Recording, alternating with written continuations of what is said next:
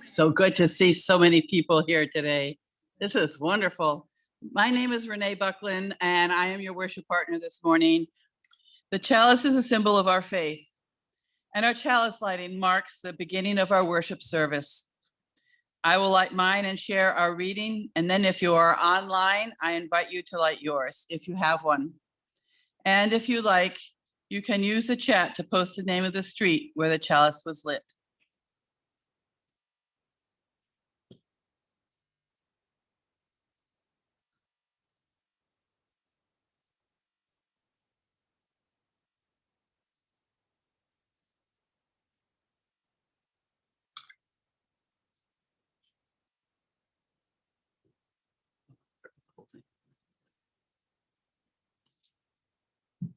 We light our flaming chalice each week with a simple spark to make holy our time together. With this flame, may our highest intentions be refreshed. With this flame, may we remember who we are and whose we are. And with this flame, may our faith be renewed and reignited to guide our journey. Amen, and be it so. Morning, everyone. And I do mean everyone. Wow, there's so many people here and so many people online. We have another 30 online and probably 60 here in the room. So it's great to be here together. And this is who am I? I'm Ellen Quaadgras. I'm the minister here at Westminster. And I also want to welcome you all to this very special service that your board and I have been anticipating for literally months. We had originally planned to do this in January, a time to take stock of what COVID has taught us. But of course, COVID was busy teaching us yet again, throwing another curveball into the works, which is another perfect example of the unpredictability of these times. So what are we doing here today, and why are we doing it? There is a wonderful book. It's called How to Lead When You Do Not Know Where You're Going. And it's about how to move forward in times of unpredictability, where we can't know exactly where we're going. But here we get to learn together, uncover together, discover together, talk about who we've been and where we're going so that we can become who we're going to be together. It's all new. It's a grand experiment that this time has thrown us all into. And today is a wonderfully rich and complicated service with both in-person and online small groups. So something will very likely surprise us. Unpredictability. It's here with us even now. We get to continue learning how to go with that flow. And today is just the first step. We'll continue learning together after this as well. Note that the service is planned to be about an hour and 15 minutes so that you have a little more time in your groups. And I now invite us to go deeper into the spirit of this time with words by Reverend Sherry Woodbury. Here we are in our circle again. A circle of vision and reflection, a forum for deciding and empowering. Here we are at the base of another bridge, another space spanning the shores of today and tomorrow, beckoning us to cross the chasm one day at a time. Here we are gathered again at the cusp of the future, at the boundary that holds community together. Here we are in a circle of love and trust brought to this moment by a series of choices and promises, hope and gratitude by our own shadows, faced and befriended.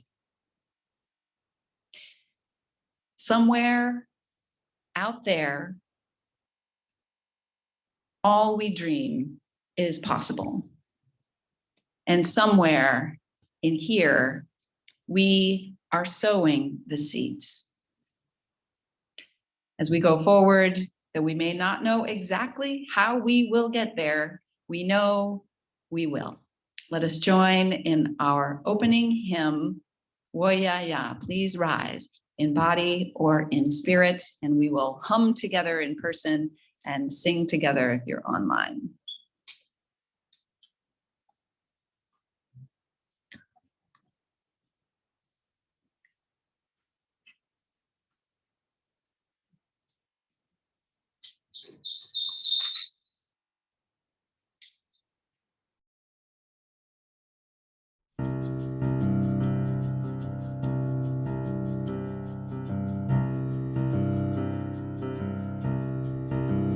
We are going, heaven knows where we are going, but we know within, and we will get there.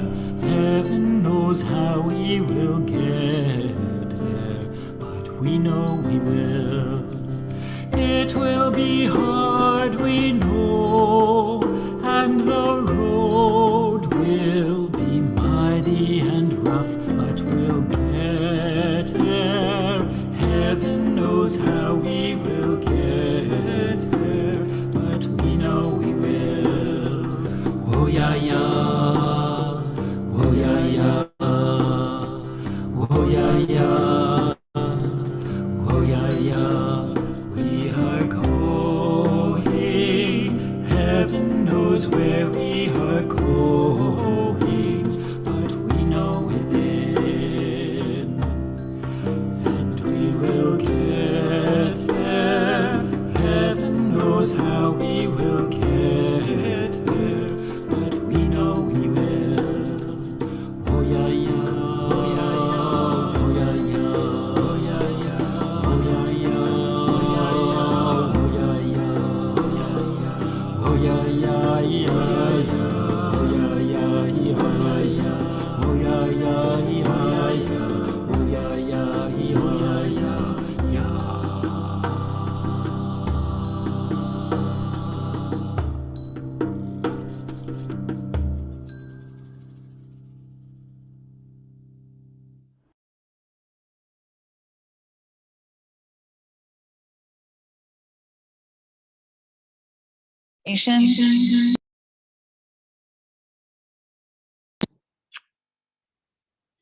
As we say together our unison affirmation that is found in your order of service.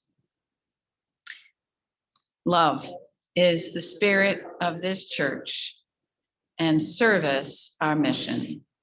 This is our great covenant, to dwell together in peace, to seek the truth in love, and to help one another. Please be seated.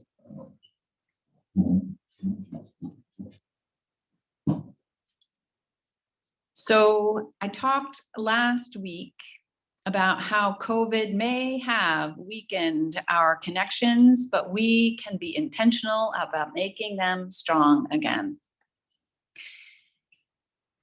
This time in which we live is asking some deep and difficult questions of us about how we want to live.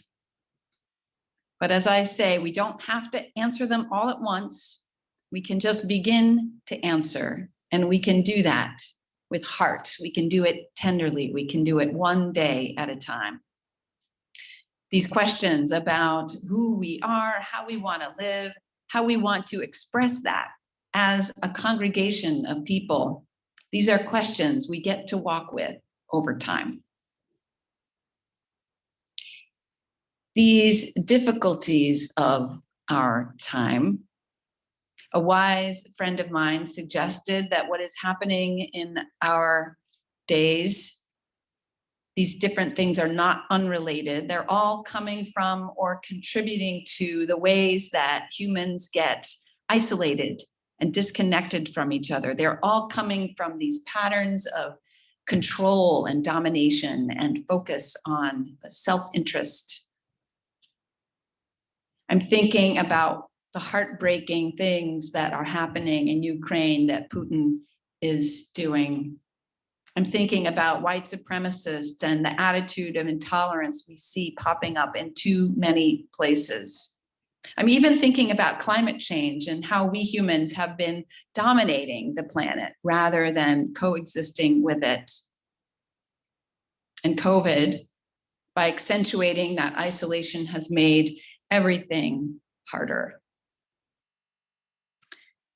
But everything we do here is about bridging isolation, is about reversing destructive patterns when they show up in us or around us, or when they show up in our culture. Everything we do here is about connecting, listening, understanding, building up, supporting, appreciating, and learning together, learning new ways of being with other humans and living on this planet. So today is one opportunity to do that, to connect and listen and imagine and walk through the door of this time. First, by looking back at the past, at what has touched us, moved us, held us, inspired us, and telling a story about that. And then taking a look at that story and see what values or strengths that story represents about you or about this place.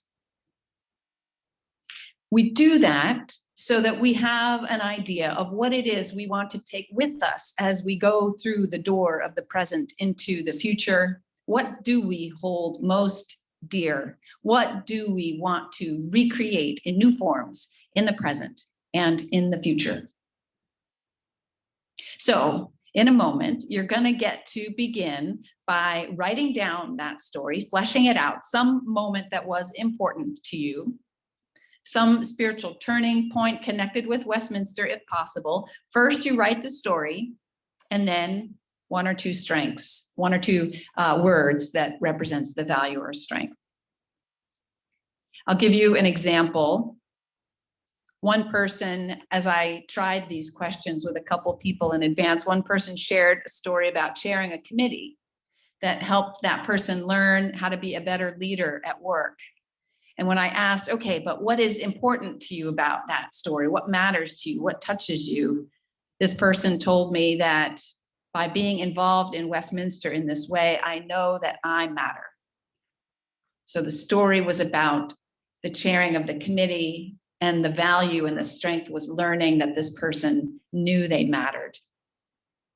Another person shared with me a story about coming to church with their middle school age daughter who didn't exactly want to come to church at that time, but came anyway. And at some point during the service, they found that the daughter wanted to put her head on her mom's shoulder, and it felt very connecting to the mom and probably to the daughter. And the value of that story, the strength of that story was connection. So what we're doing is we're going back and getting the DNA of this place through these emotionally grounded stories, and then taking that into the future. And we're doing it in groups so that you can hear each other, inspire each other, and connect with each other in the process. So in a moment, we're going to have you write down on the paper that says looking back, and it has the question written out right there. We're going to have you take about 3 minutes, 2 to 3 minutes as Nonetta plays. You're going to get to write your story. And then after that, you're going to come back and if you choose, you're going to get to share the story with your group. And before we do that, I'll go over the covenant that we have created for today. So I now invite you to pull out the paper that says looking back, and we're going to take a few minutes for you to write that story of some meaningful experience that you've had either in your own life if you're brand new to Westminster, or here at Westminster, some spiritual, important, engaging experience.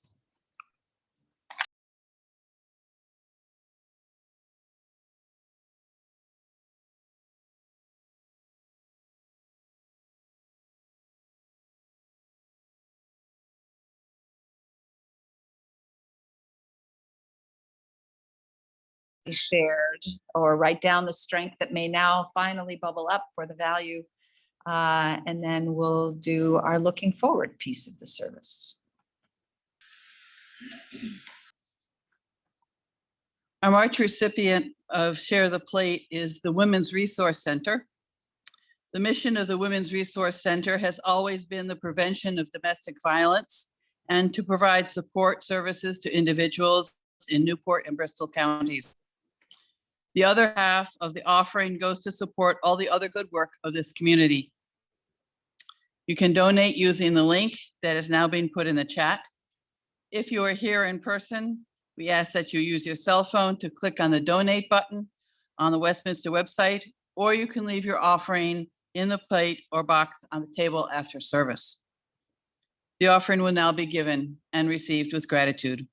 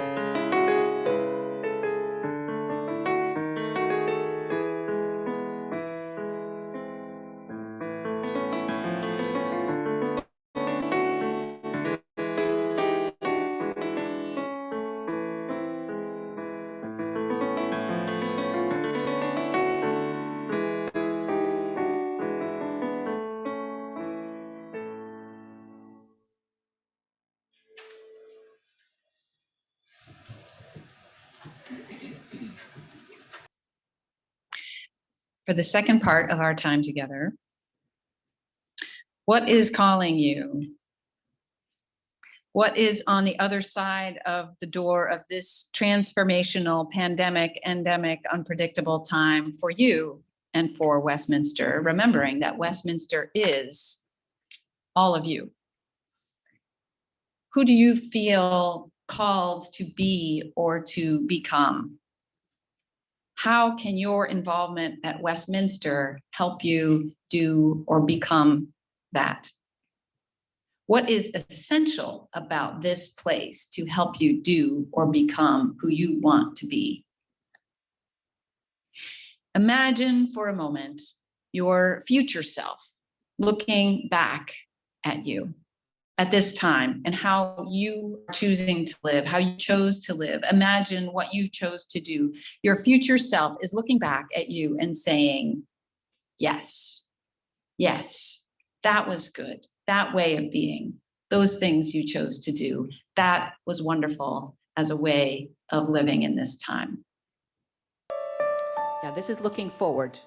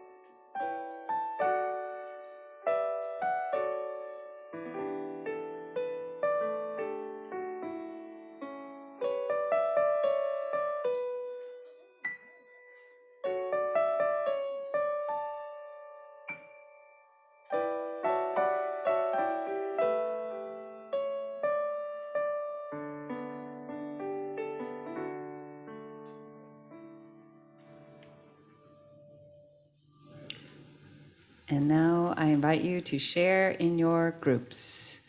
And I'll give you a warning when you're about halfway through. You'll have about 10 minutes total. I hope you had good shares in that second round. And remember, this is just the beginning. I know 10 minutes was not very much time, but hopefully you had a chance to write down your thoughts and or you will during our closing hymn while you're humming. And again, please do deposit your sheets on the way out.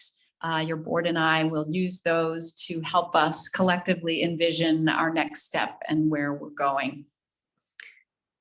If you are online, you will see a link in the chat that Liz is posting to a form that you can use to type your jottings into. That might be easier for you, or if you prefer, you can mail us your form or drop it off at the church. And if there's someone who you think would be excited by sharing some of their own experiences of the past and wishes for the future, we'll send out a follow-up email this week with information on how they can submit the looking back and the looking forward, their looking back and looking forward answers as well, because we'd love to hear from everyone. And with that, I invite you to rise in body or in spirit as we hum or sing together our closing hymn, Love Will Guide Us.